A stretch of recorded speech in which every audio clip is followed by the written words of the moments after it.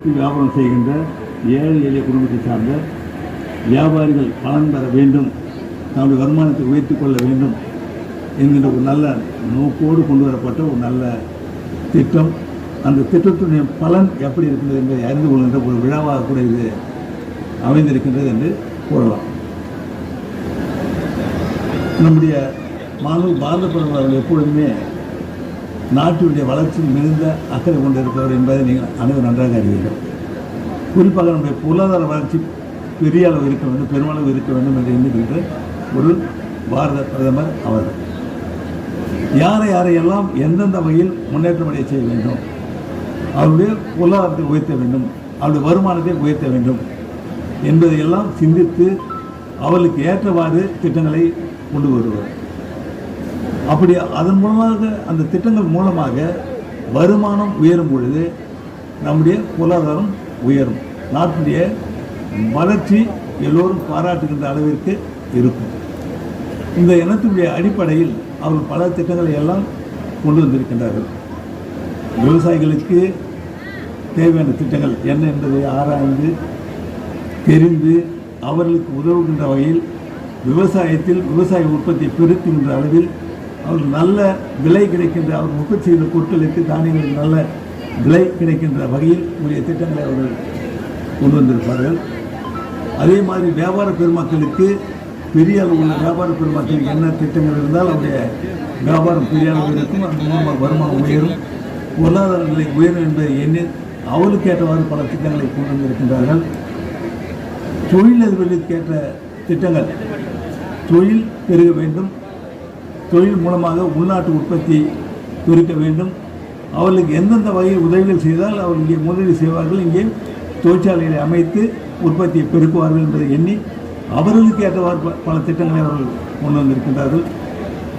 இப்படி எந்தெந்த வகையில் நாம் திட்டங்களை கொண்டு வந்தால் நம்முடைய நாட்டு பொருளாதாரம் உயரும் என்பதை அவர்கள் எண்ணி பல திட்டங்களை கொண்டு வந்திருக்கின்றார்கள். அதன் மூலமாக நாட்டினுடைய உள்கட்டமைப்பு மேம்படுத்த அவர் மிகுந்த கவனம் செலுத்தியிருக்கின்றார்கள். இந்த பொருளாதார வளர்ச்சி என்பது உள்கட்டமைப்பு மேம்படுத்துவதிலும் இருக்கின்றது என்று அவர் உணர்ந்து உள்கட்டமைப்பை மேம்படுத்தி இருப்பதை நாம் நன்றாக எண்ணி பார்க்கலாம். எல்லோரும் நன்றாக தெரியும், எத்தனை பாலங்கள், எத்தனை சாலைகள், எத்தனை பெரிய சாலைகள், இதையெல்லாம் நீங்கள் எண்ணி வியந்து பார்க்கக்கூடிய நிலையில் இருப்பதை நாம் பார்க்கலாம். இவையெல்லாம் நம்முடைய பொருளாதார வளர்ச்சிக்கு, நாட்டினுடைய பொருளாதார வளர்ச்சிக்கு மிக முக்கியமான ஒன்றாகும்.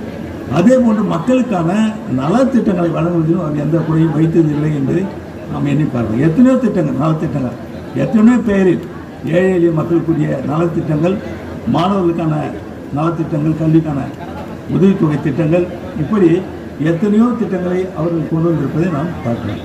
இவையெல்லாம் நம்முடைய நாட்டினுடைய வளர்ச்சியை கருத்தில் கொண்டு பொருளாதார உயர்வை எண்ணி அவர்கள் கொண்டு வந்த பல திட்டங்கள், உலகமே வியந்து பார்க்கக்கூடிய நிலையில் கொண்டு வரப்பட்ட திட்டங்கள். அதனால பெரிய வளர்ச்சி இந்தியா கண்டிருக்கின்றது என்பது யாராலும் மறுக்க முடியாது.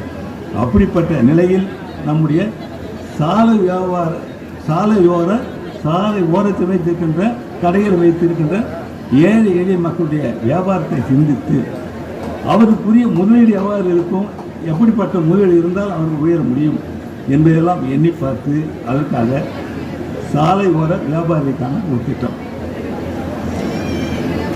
எந்தவித, அதாவது வங்கியில் சென்றால் என்ன சொல்லுவாங்க, ஜாமீன் யார் போடுறது, சொத்து இருக்குதா கேட்பாங்க. முதலீடு செய்யும்பொழுது அந்த வட்டிக்கே பணம் சரியாக போயிடும். அவங்க 10 ரூபா சம்பாதினா 10 ரூபா வட்டி கொடுக்குறது கட்டாயம் வந்துடும். இப்படியெல்லாம் பார்த்து அவர்கள் முதலீடு செய்யும்போது அவர்களுக்கு பணம் தேவை. அந்த பணம், அதாவது ஒரு குறைந்த அளவே இருந்தாலும் அவர்களுக்கு தேவையான பணம் வட்டி இல்லாமல் இருந்தால், எந்த வித ஒரு ஜாமீன் வங்கி மூலமாக செல்லும் பொழுது ஜாமீன் வேணும் அப்படி இப்படி கேட்டு அது கிடைக்காத நிலையெல்லாம் இருப்பதை நம்ம பார்க்குறோம். அப்படி இல்லாமல் அவர்களுக்கு உடனடியாக கிடைத்தால் அவர்களுக்கு உரிய சிறிய வியாபாரத்தை அவர்களால் பெருக்கிக் கொள்ள முடியும்.